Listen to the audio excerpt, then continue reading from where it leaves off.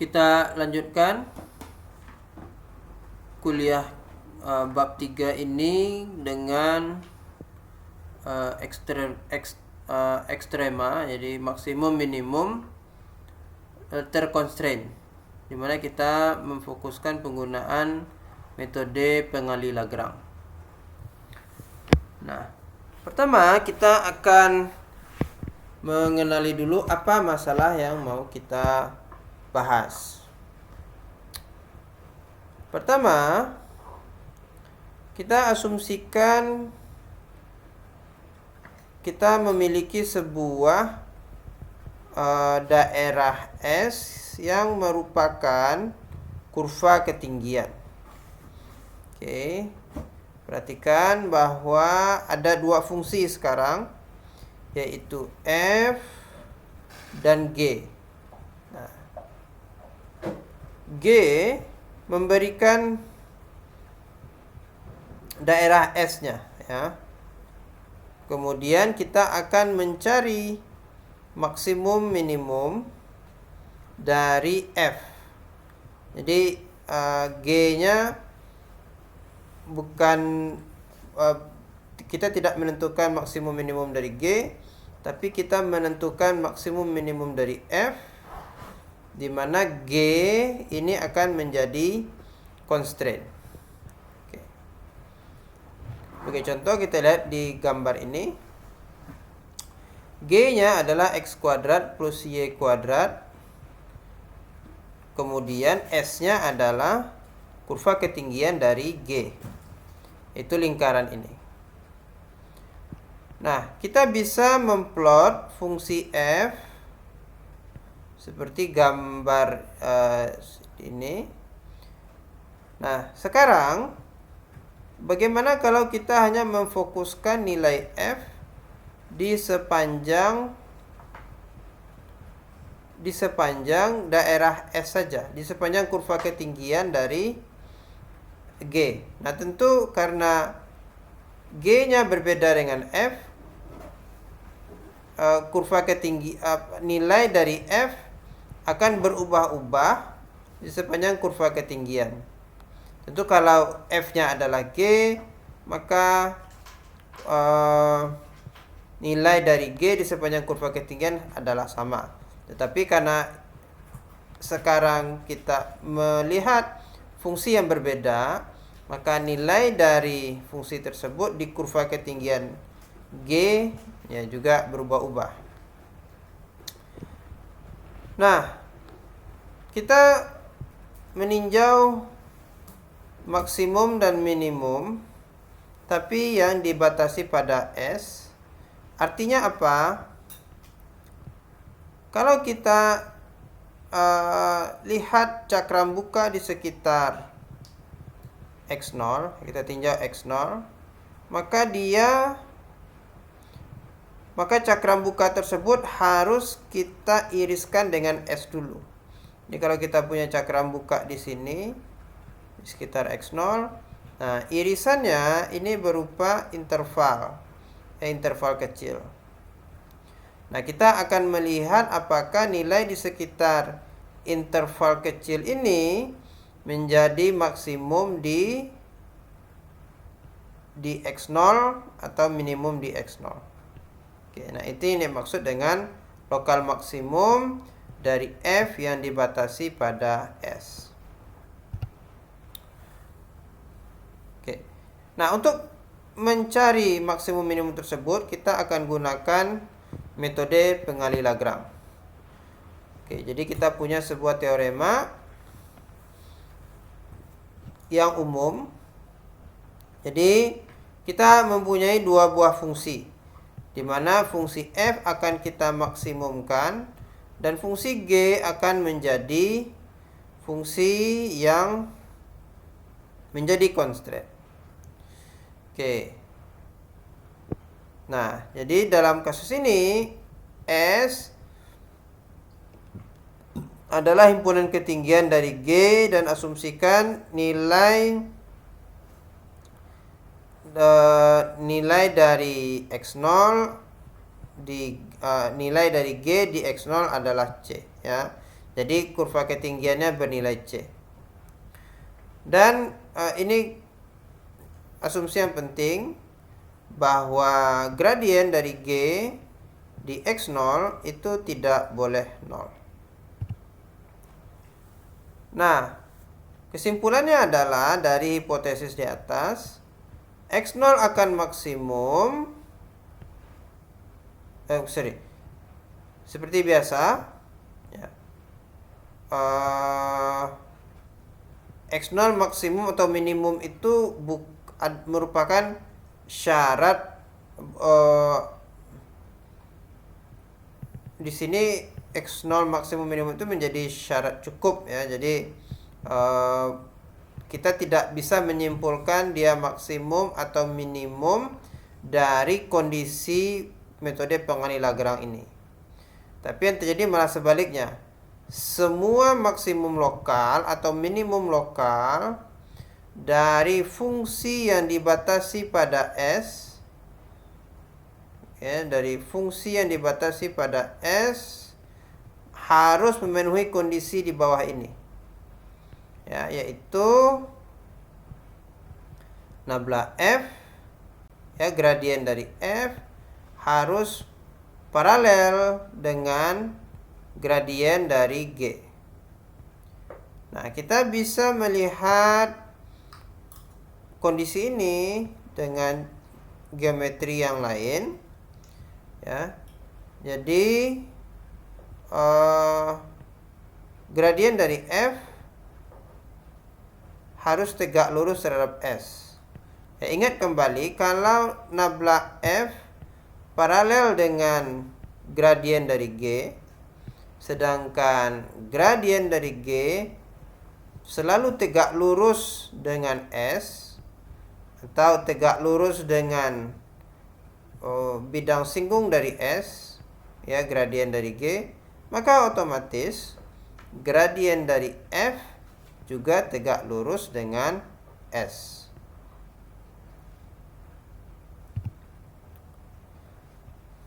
Oke. Nah, X0 disebut titik kritis dari fungsi yang dibatasi pada S. Nah, sekarang pertanyaannya kita bisa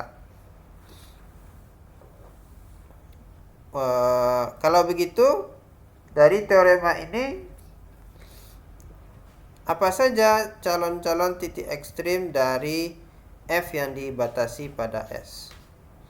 Ya, tidak hanya ini ya, tidak hanya yang memenuhi kondisi ini, tapi ada calon-calon yang titik ekstrim yang lain. Nah, kita juga perlu memahami intuisi geometri lainnya dari kondisi pada metode pengali Lagrange. Nah, intuisi geometri lainnya adalah ya tadi kita sudah bahas bahwa nabla F paralel dengan nabla G di X0 dan bidang permukaan S, bidang singgung permukaan S harus berhimpitan dengan bidang singgung permukaan ketinggian F. Nah, ini terjadi karena ya bidang singgung permukaan ketinggian ini tegak lurus memiliki normal gradien. Sedangkan bidang singgung permukaan S juga normalnya adalah nabla G. Sehingga bidang singgungnya kalau gitu berhimpitan. Kita juga bisa memahaminya dengan cara lain. Kalau bidang singgung permukaan S berhimpitan dengan bidang singgung permukaan ketinggian dari F, maka permukaan ketinggian dari F itu ketika melewati titik kritis harus menyinggung constraint ya, menyinggung S ya. Nah, ini nanti akan kita lihat penggunaannya. Oke, sebagai contoh,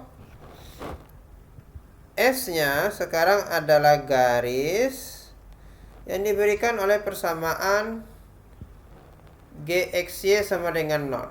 Itu ya Y min X min 1 sama dengan 0. Nah, sekarang kita akan mencari ekstrimum lokal, maksimum atau minimum lokal dari f, yaitu ini f adalah fungsi jarak dari, ya f-nya adalah x kuadrat plus y kuadrat. Nah, ini bisa Anda lihat sebagai jarak dari 0,0 ke xy, ke x, y, tapi ya dikuadratkan. Oke, kalau jarak harusnya dari akar x kuadrat plus y kuadrat, tapi kalau jarak kuadrat ya x kuadrat plus y kuadrat tanpa akar. Nah, kita hitung dahulu nabla dari f. Dengan gampang kita punya 2x 2y, dan nabla dari g adalah ya min 1,1. Maka metode pengenali Lagrange memberikan 3 persamaan, yaitu nabla f sama dengan lambda kali nabla g. Kemudian kita harus juga masukkan persamaan g xy sama dengan 0. Nah, dengan demikian kita punya solusi, ya. Jadi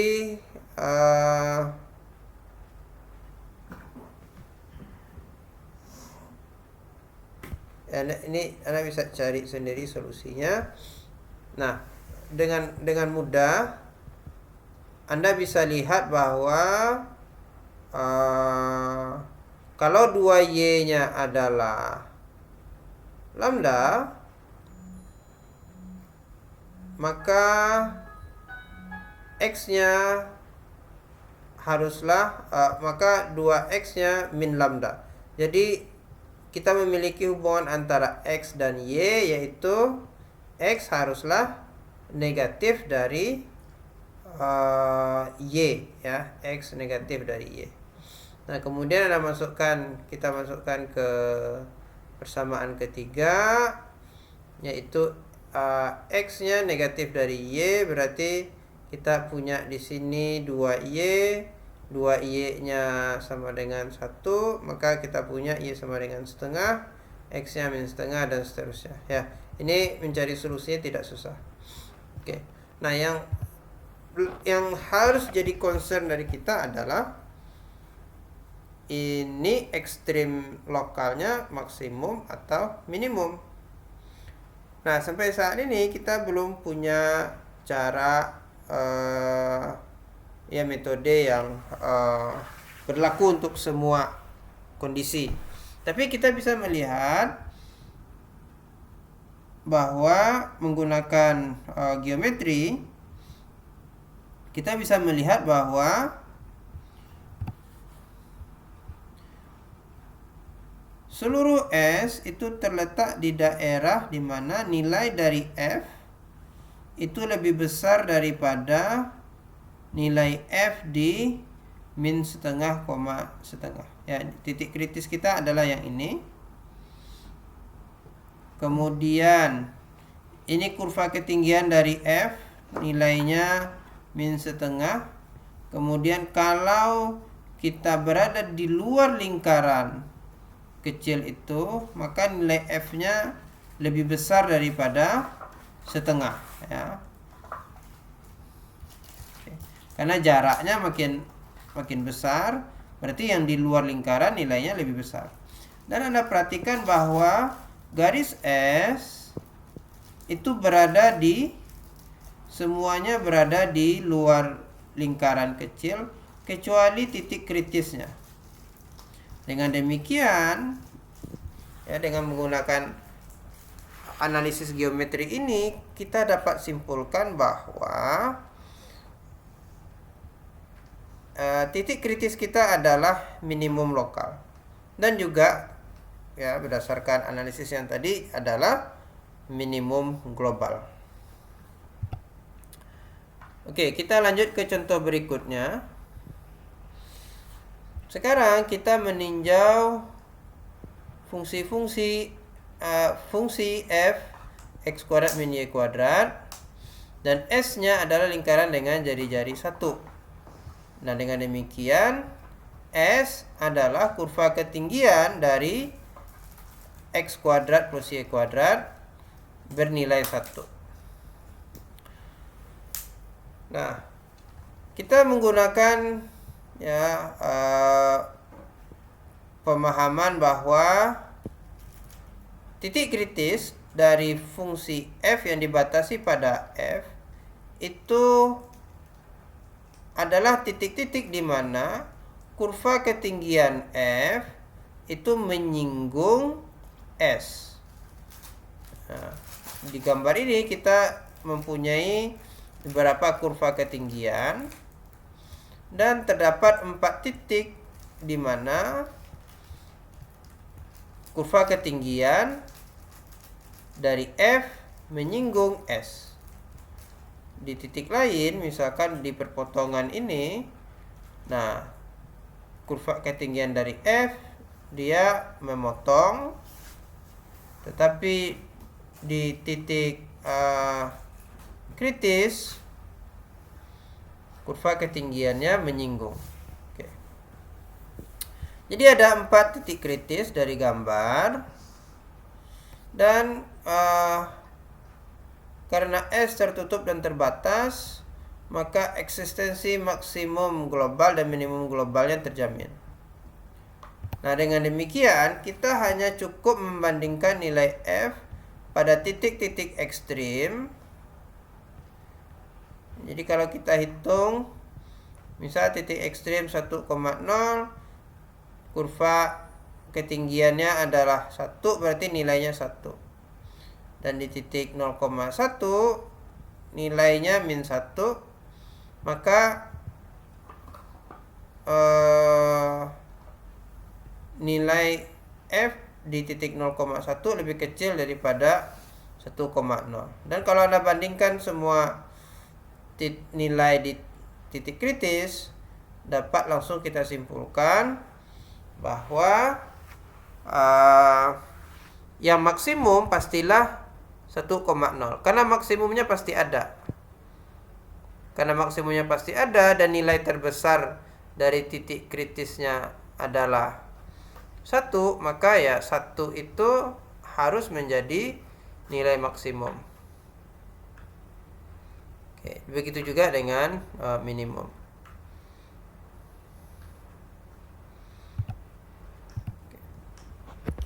Nah, kita akan melihat sedikit bukti dari metode pengali Lagrange. Nah, kita gunakan satu contoh, walaupun harusnya Anda bisa mengeneralisir contoh ini, dan kita fokuskan pada G fungsi X merupakan fungsi dalam X dan Y. Artinya kita hanya meninjau S-nya berupa kurva di R2 dan F-nya juga fungsi dua peubah saja. Nah, ini hal yang penting yang harus Anda pahami, ya, bahwa kalau kita punya constraint seperti X kuadrat plus Y kuadrat, maka constraint itu bisa kita ubah menjadi constraint yang lain. Jadi X kuadrat plus Y kuadrat sama dengan 1 bisa kita ubah menjadi Y sama dengan akar 1 min X kuadrat. Sehingga sekarang kita melihat S sebagai grafik fungsi, ya. S sebagai grafik fungsi satu peubah. Jadi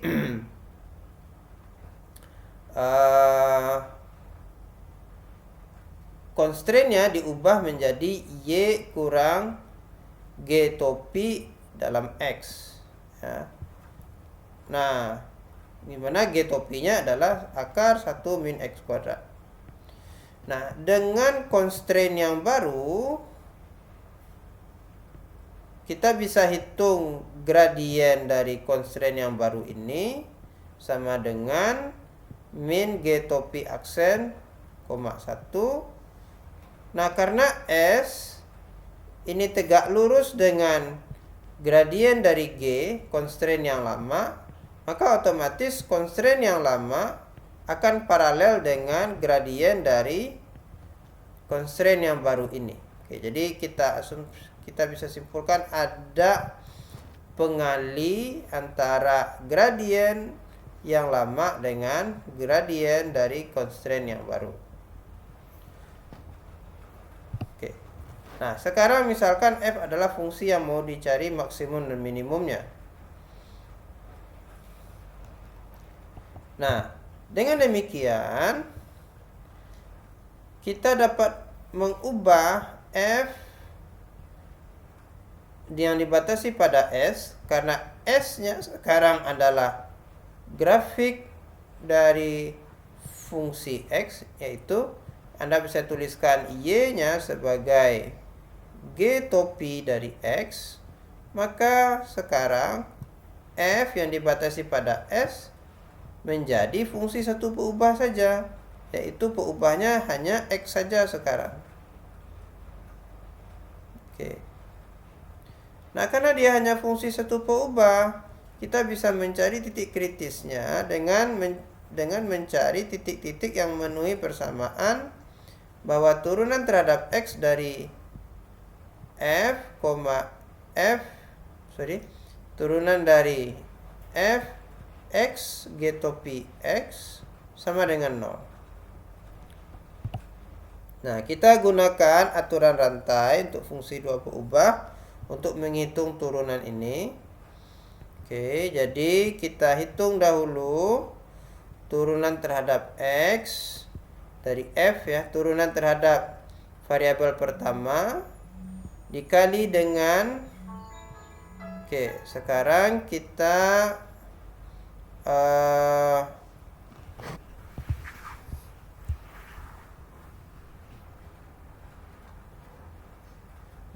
nah sekarang variabel pertamanya fungsinya juga X ya. Jadi kita harusnya ya secara implisit sebenarnya di sini ada dx per dx ya. Jadi turunan X terhadap X. Sini ada 1. Kemudian ditambah dengan turunan dari F terhadap koordinat kedua, berarti Y, dikali dengan turunan dari G topi terhadap X ya. Dari G topi terhadap X, saya tuliskan G aksen saja. Saya ingatkan lagi, ini tidak lain dan tidak bukan, sebenarnya hanyalah aturan rantai. Maka kita dapatkan dari aturan rantai ini bahwa determinan dari matriks ini adalah 0. Nah, kalau determinan dari matriks adalah 0, ya ini matriks 2 kali 2, berarti kita simpulkan bahwa vektor fx fy dan vektor min g aksen 1 ini paralel ya. Nah, ingat lagi bahwa vektor min g aksen 1 ini juga paralel dengan nabla G ya, constraint yang di awal. Nah, dengan demikian kita dapat simpulkan nabla F paralel dengan nabla G. Ya, ini hanya untuk kasus fungsi dua peubah saja. Nah, sekarang kita akan mengembangkan metode analitik untuk menyelesaikan problem maksimum minimum dari F terconstraint. Nah, persamaan yang harus dipenuhi oleh ekstrema lokal dari fungsi yang dibatasi pada S bisa kita tulis ulang menjadi beberapa persamaan di bawah ini ya. Nah, ini sebenarnya penulisan ulang saja. Nah, sistem di atas itu dapat dipandang sebagai kondisi titik kritis dari fungsi baru. Kita definisikan fungsi H yang memiliki variabel sama dengan fungsi f ditambah satu variabel lambda. Jadi pengali Lagrange-nya kita anggap sebagai sebuah variabel baru di sini, dan kita buat fungsi yang bentuknya spesifik, yaitu H sama dengan f dikurang lambdanya variabel ya, lambda dari G min C, dimana dimana G min C ini adalah constraint kita ya, constraint. Oke, sebagai contoh, sebelum kita lanjut ke contoh yang tadi, nah fungsi H ini nanti akan muncul lagi sebagai alat untuk penguji di dalam uji turunan kedua untuk menentukan jenis ekstrema lokal yang kita dapatkan. Oke, nah kita tinjau lagi contoh yang kita bahas di awal tadi ya. Yang contoh ini kita bahas lagi. Sekarang kita gunakan metode analitik. Nah, pertama ya kita hitung turunan parsial dari F dan dari G, dan kita harus yakinkan diri kita bahwa nabla G-nya tidak ada yang 0 ya. Nah, sehingga untuk mencari maksimum minimum atau ekstrema lokal, kita cukup menyelesaikan persamaan pengali Lagrange saja. Kalau seandainya ini ada yang 0, maka titik tersebut harus dimasukkan juga sebagai calon untuk menjadi ekstrema lokal. Nah, berarti kita dapatkan dengan menuliskan persamaan pengali Lagrange, kita dapatkan 3 persamaan ini, di mana dari persamaan 1 kita dapatkan X kali 1 min lambda ini harus 0. Dengan demikian kita memiliki 2 kemungkinan, X-nya harus 0 atau lambdanya harus 1. Ketika X-nya 0, dari persamaan ketiga kita dapatkan Y kuadrat haruslah 1. Berarti Y-nya untuk X sama dengan 0 haruslah 1 atau min 1. Jadi ada 2 titik kritis, 0,1 dan 0, min 1. Dua-duanya kalau kita masukkan ke dalam persamaan yang kedua ya. Jadi kalau kita masukkan Y-nya 1,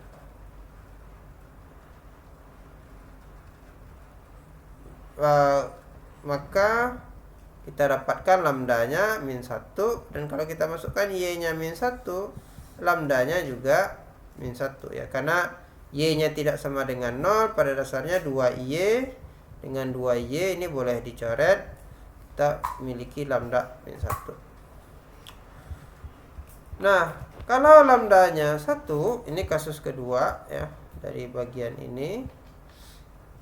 Kalau lambdanya 1, maka kita dapatkan dari persamaan kedua, lambdanya 1, maka min 2Y harus sama dengan 2Y. Nah, ini nggak mungkin terjadi kalau Y-nya bukan 0 ya, jadi Y-nya harus 0. Dimana kalau Y-nya 0, kita dapatkan X-nya plus minus 1, dan kita punya 2 titik kritis. Kemudian dengan mengetahui bahwa S adalah daerah tertutup dan terbatas, maka maksimum global dan minimum globalnya jamin ada.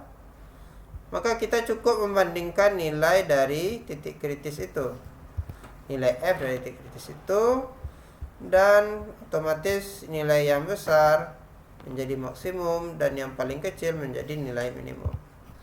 Kalau kita gambarkan, F yang dibatasi pada S itu adalah gambarnya ya kurva yang hitam ini saja ya. Nah, kita lihat bahwa maksimumnya itu ada di 2 titik dan minimumnya juga ada di 2 titik. Kita lanjutkan dengan constraint yang lebih dari 1. Nah, maksudnya apa? Sekarang S-nya diberikan oleh beberapa constraint. Jadi ada G1 sama dengan C1, G2 sama dengan C2, dan seterusnya. Nah, tentu constraint-nya harus lebih kecil daripada dimensi dari ruang Euclid-nya. Nah, kita mau memaksimumkan nilai F di sepanjang S ya. Nah, maka syarat untuk menjadi kritis di sini adalah pertama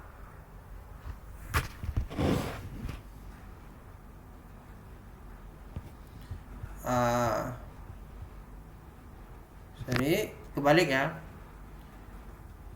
Kalau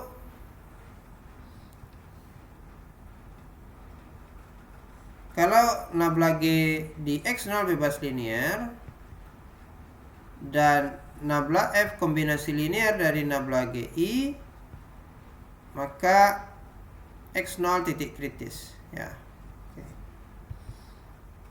Nah, tentu seperti yang kita bahas tadi di awal, kalau seandainya nabla G di X0 ini tidak bebas linear, ya berarti di luar asumsi ini, maka Anda harus juga memasukkan titik tersebut sebagai calon dari titik eksterma ya. Oke. Contoh dari fungsi pengalih Lagrange dengan constraint lebih dari 1. Oke, kita punya fungsi yang sederhana ya, X plus Y plus Z, tapi constraint-nya sekarang ada 2, yaitu X kuadrat plus Y kuadrat dan X plus Z sama dengan 1. Maka kita punya pengalih Lagrange ya, ini adalah nabla F-nya. Maka nabla F-nya harus merupakan kombinasi linear dari nabla G dan nabla G1 dan nabla G2. Kemudian titik-titik yang ada di S harus memenuhi 2 constraint ini. Oke. Yaitu G1 sama dengan 2 dan G2 sama dengan 1. Ya. Nah, kita akan mencari solusi dari sistem persamaan ini cukup banyak, tapi makin banyak persamaan sebenarnya makin gampang ya. Oke. Nah, kita lihat dari baris paling bawah, maka otomatis lambda 2 kali 1, karena lambda 1 kali 0 adalah 0, ini lambda 2 kali 1 otomatis 1. Maka kita langsung dapatkan bahwa lambda 2 ini adalah 1. Oke. Kalau lambda 2 adalah 1, maka kita dapatkan dari baris pertama. Sebentar.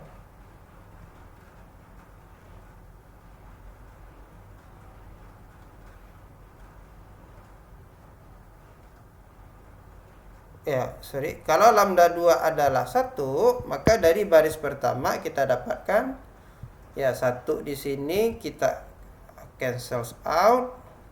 Jadi 1 dikurang lambda 2 kali 1, tapi lambda 2-nya 1, berarti ini habis ya. Maka kita dapatkan lambda 1 kali 2x sama dengan 0. Nah, sekarang kita punya 2 kasus, yaitu kasus lambda 1 sama dengan 0 dan kasus X sama dengan 0. Untuk kasus lambda 1 sama dengan 0 tidak ada solusinya. Karena kalau kita ambil lambda 1 sama dengan 0, maka kita tidak ada Y yang memenuhi ini ya. Karena kalau kita masukkan ke dalam baris tengah ini, karena lambda satunya 0, apapun yang dikali dengan 0 akan menjadi 0, tapi nilainya nanti harus sama dengan 1 ya, berarti nggak mungkin ada ya. Berarti untuk kasus lambda 1 sama dengan 0 tidak ada solusi. Sedangkan untuk kasus X sama dengan 0, kita peroleh dari X 10Z sama dengan 1, berarti Z-nya harus 1. Dan dari ya ini persamaan constraint yang ini, dan dari constraint yang lain kita dapatkan Y-nya plus minus akar 2. Jadi kita punya dua titik kritis, yaitu 0 akar 2,1 dan 0 min akar 2,1. Nah, pertanyaan berikutnya adalah dua titik ekstrim ini jenisnya apa?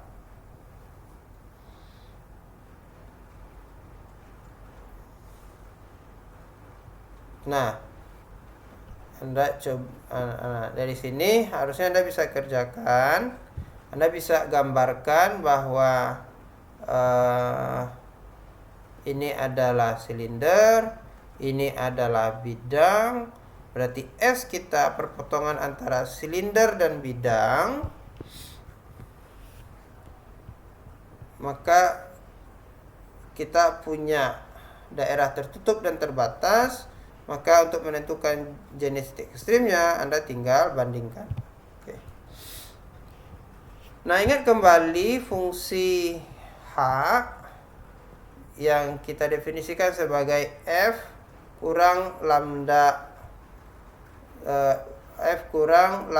G min C ya. Nah, kita bisa gunakan uji turunan kedua untuk menentukan jenis titik kritisnya.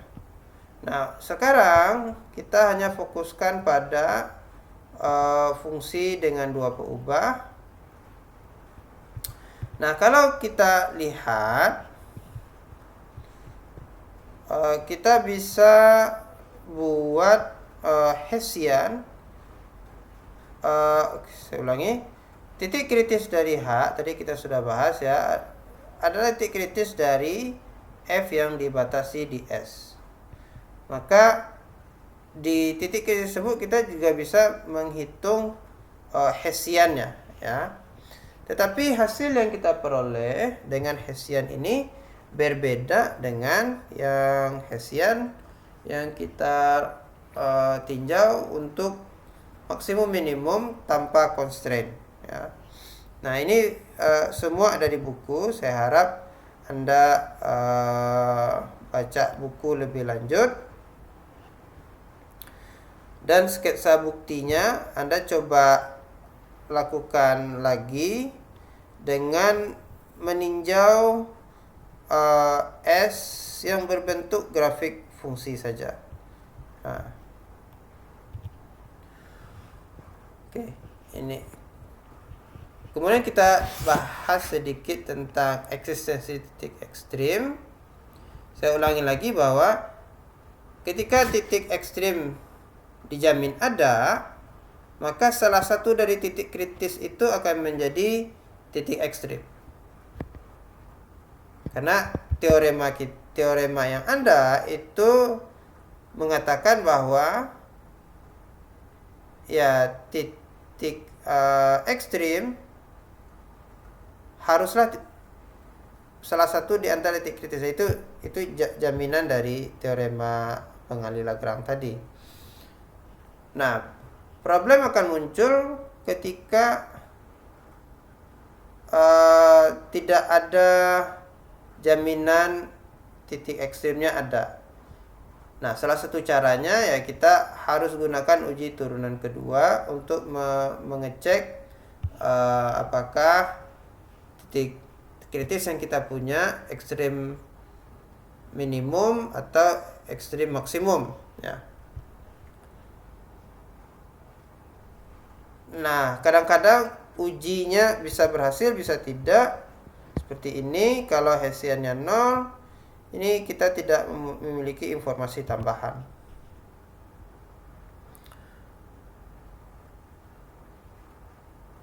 Nah, hal yang agak susah ternyata adalah menunjukkan eksistensi titik ekstrim untuk kasus di mana daerah pencariannya bukan daerah tertutup dan terbatas. Nah, ini contoh yang cukup menantang saya pikir, tapi masih bisa Anda lakukan dan saya harap Anda bisa mencoba melakukan ini. Dan Anda harus baca contoh 678 yang ada di buku di subbab subbab ekstrema terconstraint ya. Nah, sebagai latihan Anda kerjakan 2 soal ini yang harus dikumpul hari ini. Oke, silahkan ulang lagi menyimak videonya untuk bisa mengerjakan soal ini, atau Anda bisa baca buku. Oke, sampai jumpa di kuliah berikutnya.